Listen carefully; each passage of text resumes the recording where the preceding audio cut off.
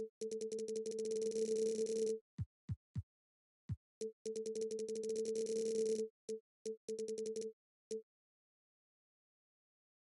Grant Hill, I'm Brian Anderson and Allie LaForce, our reporter.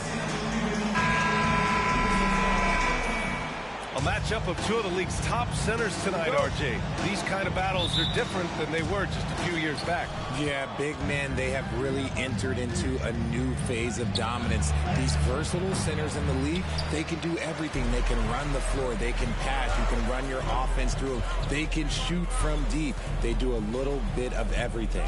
Incredible athletes. And Horford gets it to go. Intelligent play by Tatum, moving the ball to get an open shot. It's Booker on the wing. No good on the three. Out of bounds. It'll be Phoenix's ball.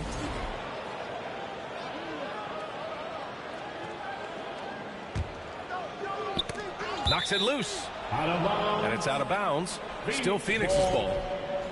He clipped the ball there, but not enough to nab the steal. That's fine. You love the effort, not making things easy for the opposition on offense. On the wing, Durant. Yeah, just a great understanding of the game. Horford's defensive positioning is perfect. And Kevin Durant post-Achilles surgery. No apparent decline, Grant. Last season, the third highest scoring average of his career. I mean, incredible. Almost 30 points a game. Think about this. 2 of the 4 times he's led the league in scoring, he did it averaging less points per game. And his efficiency, good as ever. Tatum. So it'll be 2 free throws. He was fouled in the act of shooting. Personal foul. Hey guys, talk about silencing the critics. Tatum made first-team All-NBA last year and led the Celtics to their first finals appearance in over a decade. You know, probably the biggest shift for Tatum, his advancement at the defensive end, Grant. Oh, no question, B.A. And that's imperative at the small forward position. Think about it. You have guys like LeBron, Kawhi, KD. Now Jason Tatum is in that elite two-way group as well. And you have to put Jimmy Butler in there as well. Now here's Durant. Just 5 on the clock. The 3 is up. Boston with a rebound. Ooh, that's a tough break. After poor communication defensively, it leaves him all by himself. And adding to this lead right now, riding a wave of momentum. Yeah, they've locked in during this stretch. If they keep it up, their lead will only continue to grow. Pass to Williams. And Williams punches it home. So far, they're owning both ends of the floor. We'll see if they can keep this going. They came out and bum rushed them. Huge difference in activity level from both teams tonight. And stolen by Paul. Here's Durant. And Durant with the big finish. How many guys his size can pull up off the dribble and move like that? Durant is the real unicorn. Williams with the screen. And it's Tatum missing. He didn't make them pay for that weak defense, but they just can't rely on him to miss those kind of shots. And there's the call on Al Horford. That's his first foul of the game. First team foul.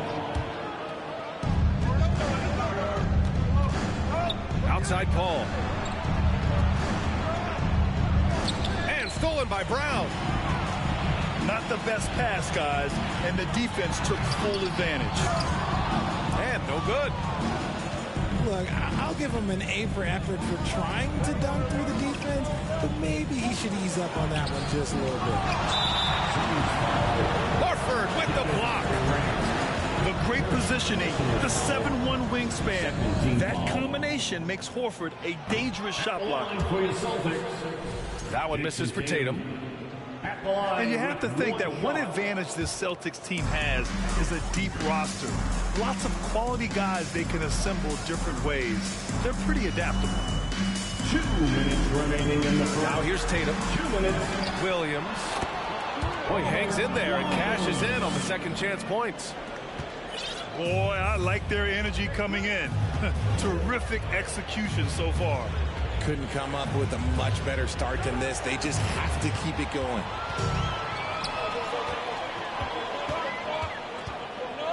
Outside Tatum. Here's Horford. Oh, Booker with a block. Down low. Here's Ayton. Outside for Booker. There's the triple. Drills it from deep. You know, a versatile bench really is a gift for the Celtics in tough situations.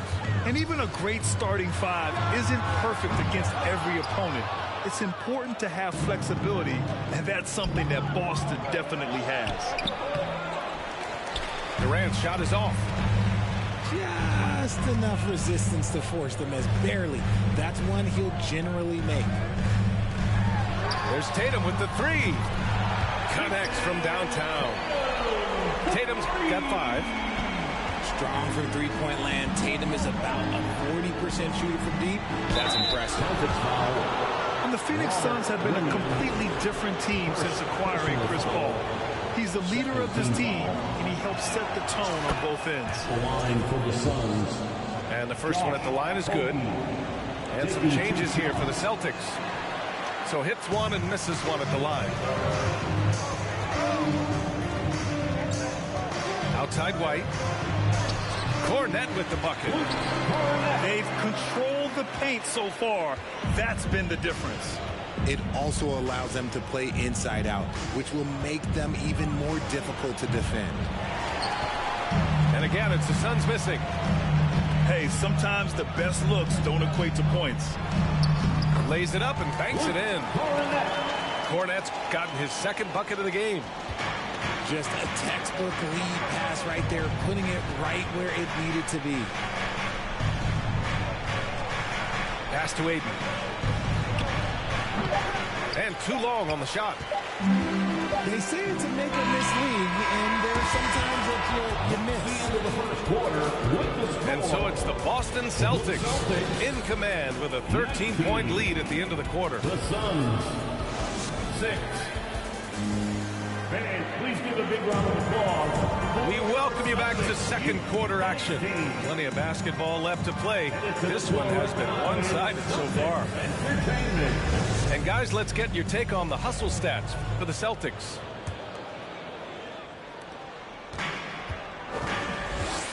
And here's Brogdon. Pass to White. And good. Coming on the assist by Brogdon. The all-around game of Brogdon. I mean, he's all for doing what's best for the team. A selfless passer. Let's go now to the sideline and catch up with Allie LaForce. Thanks. Well, Jason Tatum added muscle to his frame and layers to his game, but still not satisfied. He said, quote, "I just got to be better. I have to elevate my level from being one of the top 10 to 15 players to a top 5 player. I got to make everybody else around me better. Brian, still work to do." And plenty of runway to do it, Allie. Thanks. And after spending his first 3 seasons with the Bucks, Malcolm Brogdon was part of a sign and trade. Just a great move for his career. You can't lose a shooter like him on the court. The ball will find its way to him, and he will drill a 3 each time. Right side Warren. Here's Baisley. And he can't answer back. The three-pointer offline. And after that 2018 sign and trade, Malcolm Brogdon got an expanded role for him. He really did. I mean, Brogdon becoming more of a ball handler. A chance to shine offensively. His numbers as a result have exploded since that deal. Shooting for And the free throw, no good. Well, with roster sizes expanding and the addition of two-way contracts, the NBA has 100 more roster spots than around 12 years ago. RJ, how's that changed things in your mind? Well, you just need so much more scouting and development. And you look at the different teams around this league, the ones that have continued success are the ones that are always able to find those diamonds in the rough. It's easy to get somebody good with the top 5 pick. Show me a team that can find somebody with the 30th or 35th pick. It's Ross on the wing. Three-pointer. Buries it from 3. He's a producer. It's part of their plan to get him as many touches as possible. Stolen by Ross. Lee on the wing. Ross can't get it to go. White with it. Pass to Hauser. Let's go with a three. Offensive board. Here's Cornette. Can't hit that one. Boy, the Suns are struggling. Now Ross. Now Biyombo.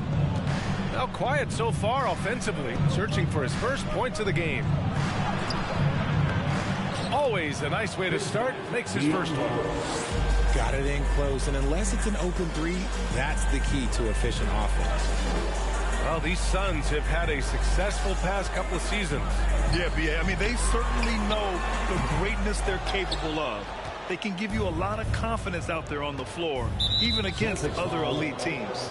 Sam Hauser, first personal foul, second team foul. Substitution on the court.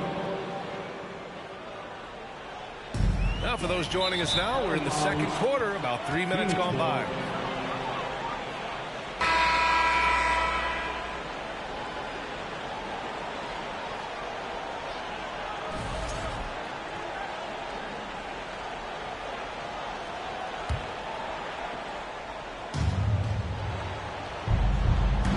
Ayton gets a double team. Pass to Okogie. 4-3. On target from range. Josh. Fantastic decision-making. Ayton electing to move it for the high percentage look. And it's Tatum missing. The defense just giving him the easy look there. He's not going to miss that. Takes one from 10 feet. And he got the whistle on the way up. So he'll be headed to the line for a pair. Robert Williams picks up one. Just absolutely dominant inside. You have to be all over Durant. Good on the second one. And the move that really shook up the NBA world. I mean, Kevin Durant asking and receiving a trade out of Brooklyn. Now, with this team, he makes them a title favorite overnight. To the middle. Here's Okogie. Missed inside. And the Celtics in possession here. Blocked.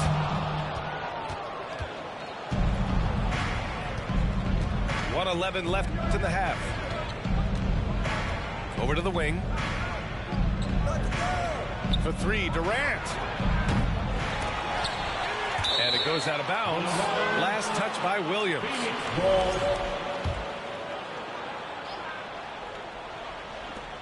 59 seconds left to play in the second quarter. Outside Durant. Jacks up a three. The shot comes out. Now the Celtics take it the other way. Here's Brown. Oh, and he got fouled on his way up. He'll head to the line to shoot two. Well, you have to be impressed with the constant growth we're seeing from Jaylen Brown. He's put in a lot of work to become an all-star player. At the line for two shots. And that trip coming up empty. Missing both. Brown, now an elite scorer in this league, really does it all. Here's a three from Paul. And again, it's the Suns missing. Boston on offense. A 12-point game. It's Smart on the wing. Horford outside. Here's Brown. Phoenix grabs the miss. There's 18 seconds left in the first half. Pass to Paul. Oh, plenty of contact on that shot. Officials call the foul, and he'll take 2 free throws now. So good at drawing contact. CP uses his smarts to get to the line. And the second free throw is good. Now here's Smart. Well, he hasn't put up any points yet in this one. And a foul called on the way up. So he'll take 2 from the free throw line. At the line. It goes on Kevin Durant. Okay, big boy. All right. You like to see Tatum asserting himself on the interior. Look, he's forcing the defense to foul. They're too little. For a star like him, you get lots of opportunities at the line, and he's great at cashing them in. And so it's the Boston Celtics in a good situation, up by 13 points to close the quarter. And they've done well in limiting Durant's production, making him uncomfortable and getting him out of rhythm. Back to the game after this break. And with a big gap on the scoreboard, the second half begins with very different goals for these teams. One side trying to mount a comeback, one side trying to protect their lead. Let's check in with our reporter, Allie LaForce. Well, guys, the Celtics are handing the keys to the two J's, Jason Tatum and Jaylen Brown. There have been growing pains, and even some question if the pair could coexist. But Brown said, quote, "The adversity will help us grow. As long as I'm on the same page with him and he's on the same page with me, we're all good." Brian? Figuring it out, Allie. Thank you. Here's Tatum. And they pick up 2. Tatum's got 9 points. How about the balance from Tatum? Absorbing the contact, it just doesn't matter. He takes it like a champ. For 3, Durant. Williams grabs the board. I think he's gone completely dry. Nothing is hitting. Yeah, and the risk now is that he gets inside his own head. Time to take deep breaths in through the nose, out through the mouth, and let the game come to you. RJ, you were in the middle of a few trades in your career, to put it lightly. What's that like as a player to get moved around so much? Thanks for bringing that up so sweetly, Brian. I appreciate that. Look, there's pros and cons to this. It's nice to know that another organization wants you for whatever reason, but it's also tough to leave an organization that